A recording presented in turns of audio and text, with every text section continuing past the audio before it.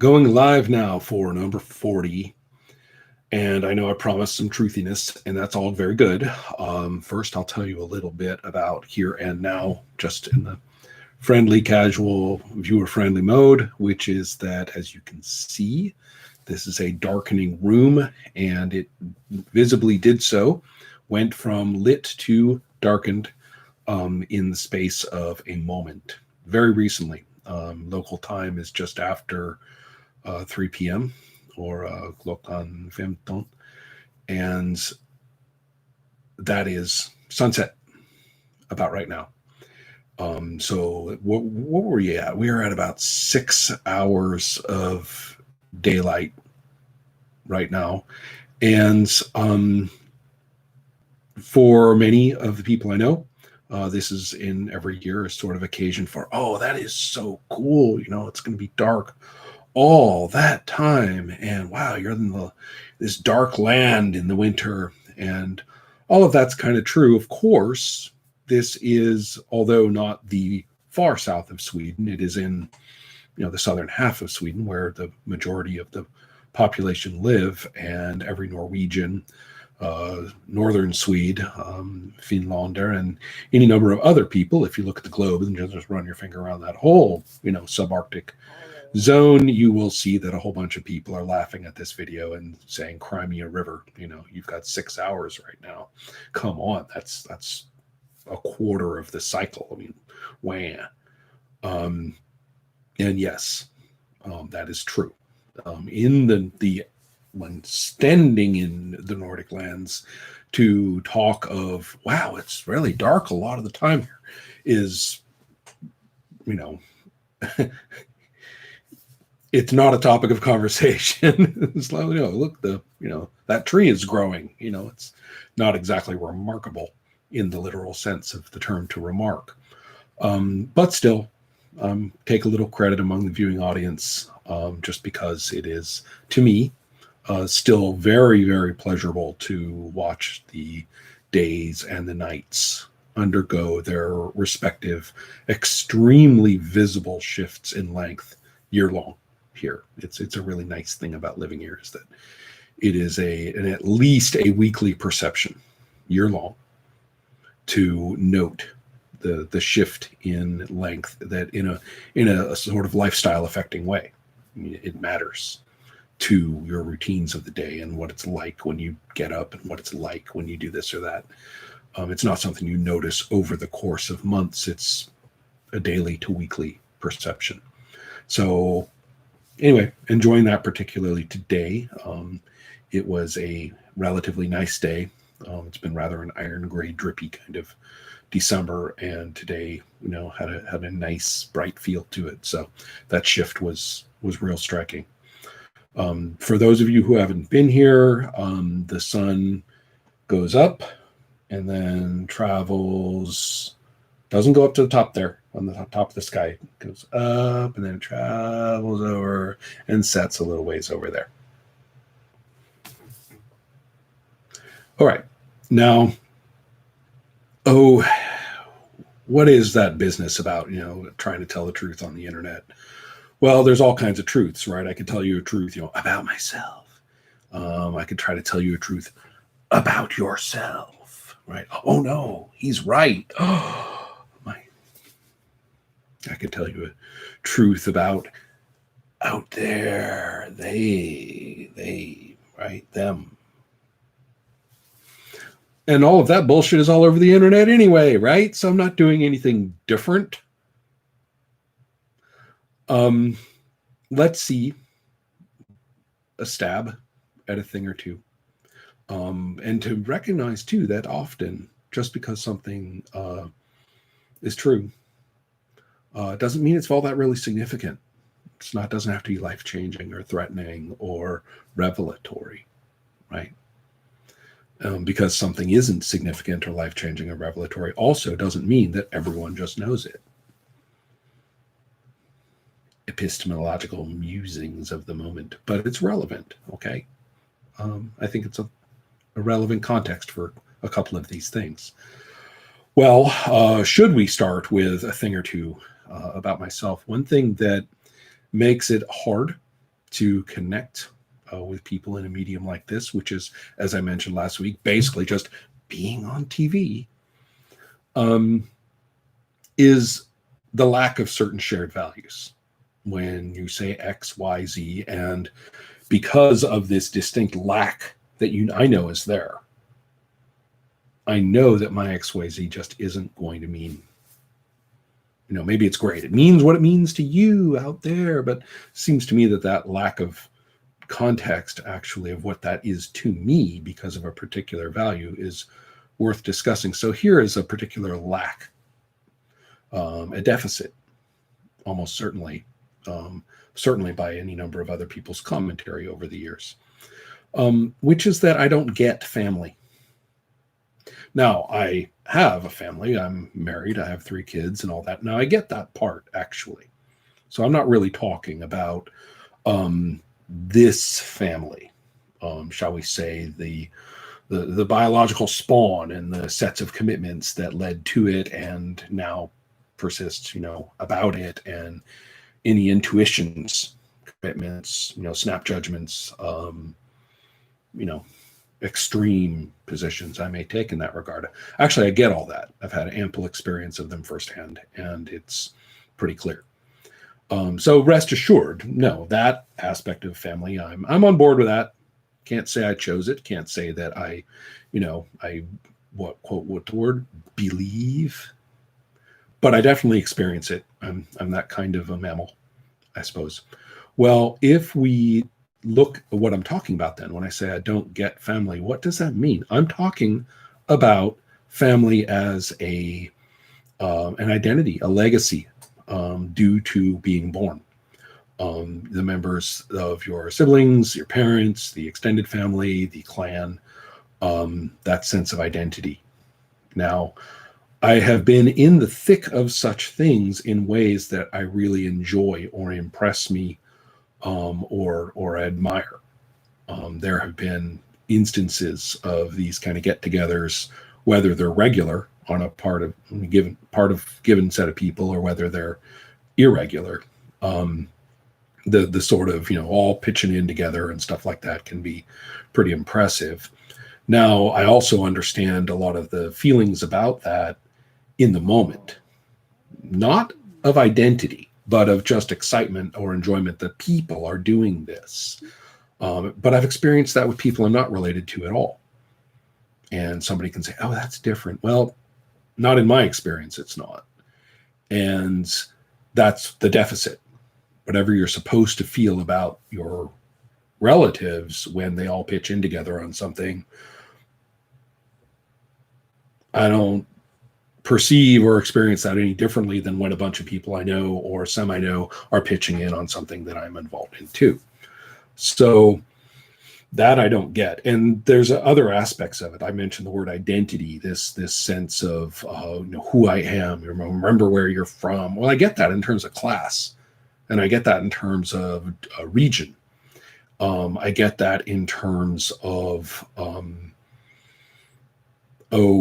I guess class and region pretty much cover most of what I mean. But I don't get it in terms of, well, I'm related to these people. I am, bluntly, cellularly originated, from these people. And then there's these particular connections across a bunch. And so that gives me an identity. I mean, we know it does culturally.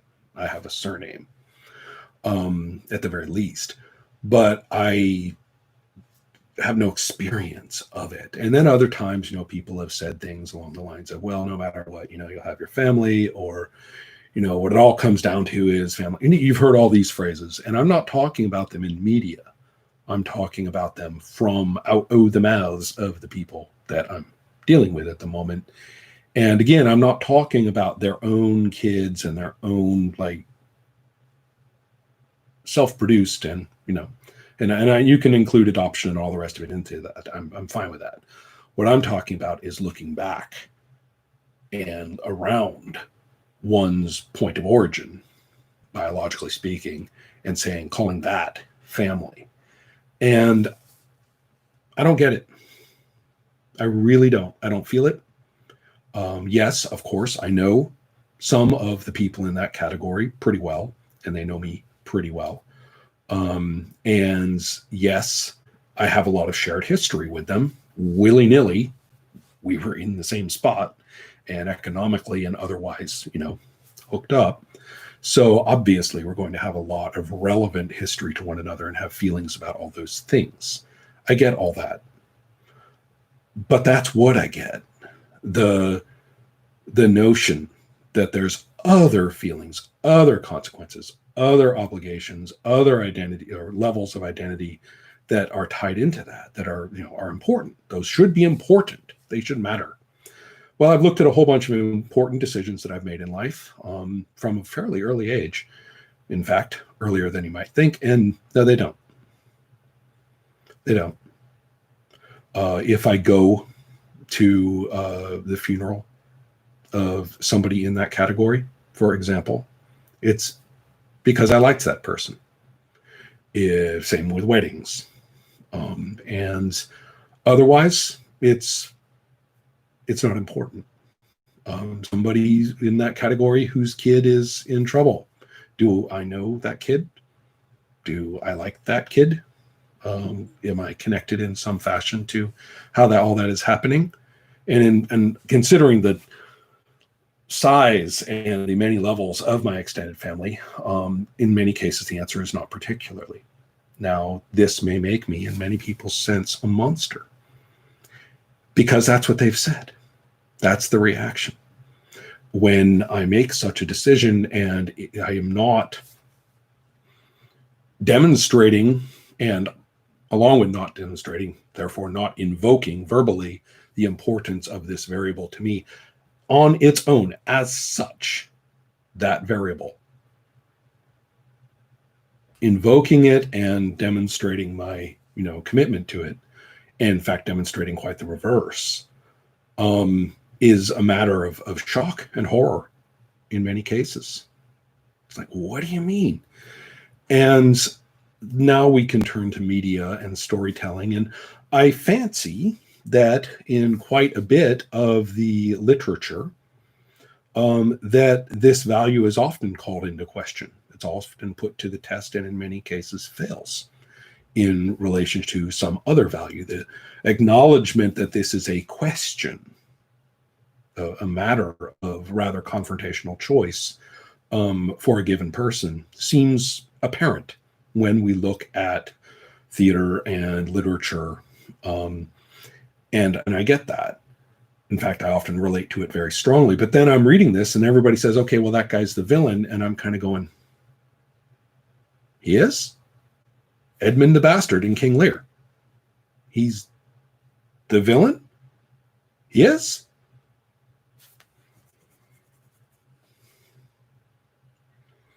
Still working on that one. And so you find that it maybe I am perceiving these literature and theater and whatever personages who constitute a challenge to that notion of, well, family as such is important. Then I find that I'm relating or finding this an important issue or a question posed in these literary phenomena. And the people I'm talking to and reading it with or responding to it or writing about it, they don't see it that way at all. They're taking that value and it's there. And so as far as they're concerned, it's there textually. And this character is an affront to it. Look left and look right. I'm in a classroom or something. I'm kind of like, well, I'll just kind of like not talk now. And then we look outward at other media now, and I don't really distinguish between the thoughtful artistic media, and then the lowbrow skanky media. It's all pretty skanky if you ask me. And the particularly interesting lack of challenge to those things. Clearly, the more people you want to appeal to, the less of a challenge you present to that, and the confirmation of family as a unit as such becomes critical. I didn't really intend to rock students' worldview when discussing lions, in The Lion King. Talk more about the way little baby male lions are raised and grow up some other time. It was quite hard on my students, I'm sorry to say. But what was even harder was talking about it and saying, okay, we're not talking about the biology of it right now. We have to understand it as a story without being all quibbly.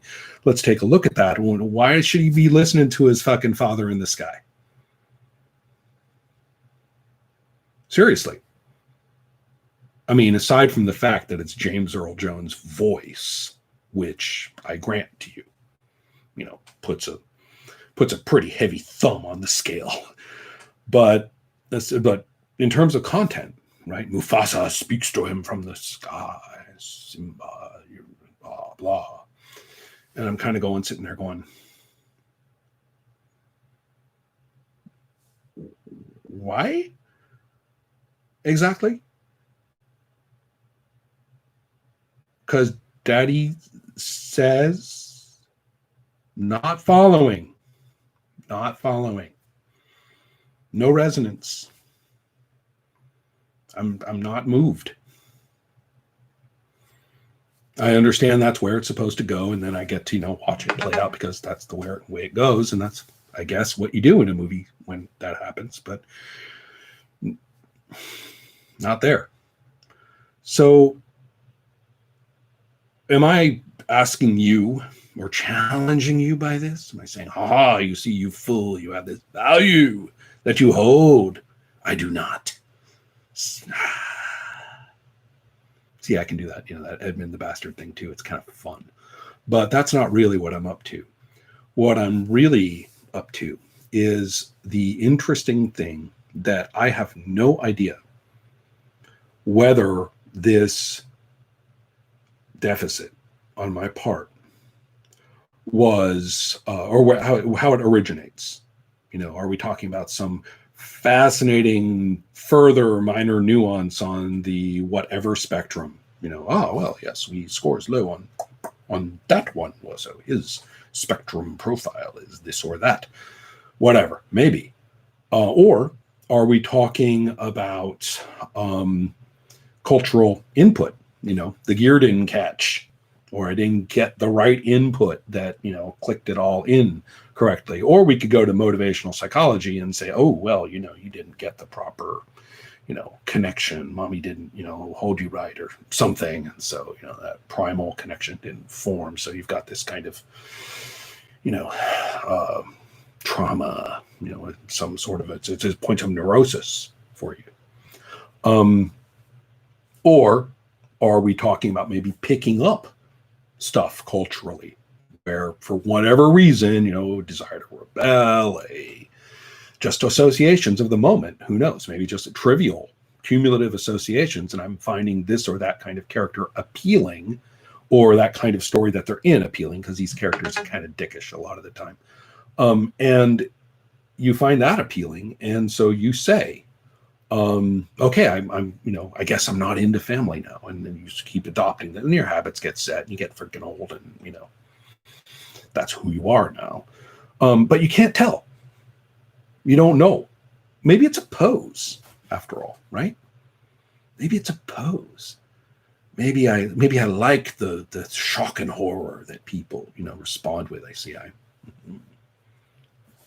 Scary man.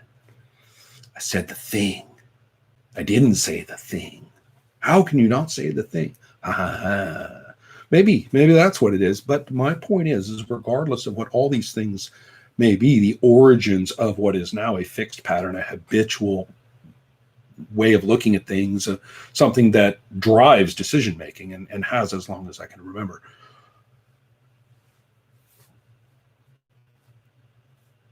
We don't know whether it is genuine. And I propose, and I don't know how awful this is to say, and maybe it's boring and you've been saying this all your life. Maybe, Dr. McGillicuddy talked to you just in 101 yesterday, and everybody knows this. I don't know. But It seems to me that all of our values are like that. Conventional ones entirely, right? Things that you get confirmed for.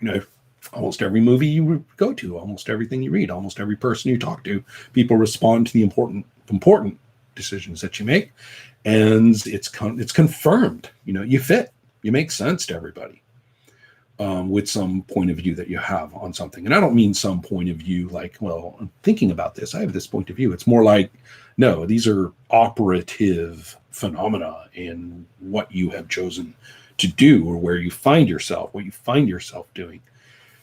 And you cannot help but admit that, yeah, I guess I do look at it like that, or I do feel this thing about that thing, or strangely, I don't feel anything about that thing. And it's inarguable that this is the case about you. And that any of these values, you cannot look internally, inside, and examine how you feel about it and go, that is genuine. I can feel the authenticity when I'm imagining some wellspring, right, located somewhere in my thoracic cavity, from which this feeling emanates. If a science fiction empath were to put their hand on me or stand in my vicinity, they would know how genuine that is. No, we can assign sincerity to things largely through imaginative storytelling of that exact kind that I just described. But imagining the sincerity of it is itself, a creative act. It's not a verbal act. Indeed, it's not a particularly, shall we say, impressive act. I'm completely uninterested in your sincerity. So we cannot know these values, origins, and their validity, and their their genuineness, their legitimacy. And I find that a floaty aspect of life. Don't know if you care. Don't know if any of this was truthy to you or not. Bearing in mind that just because it may be truthy, I'm not claiming it was supposed to be a surprise, or a moment of, I'm going to reevaluate my thoughts on things.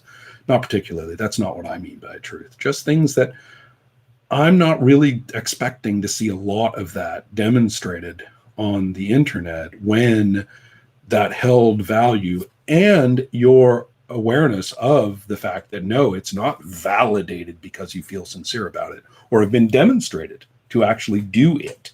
Okay.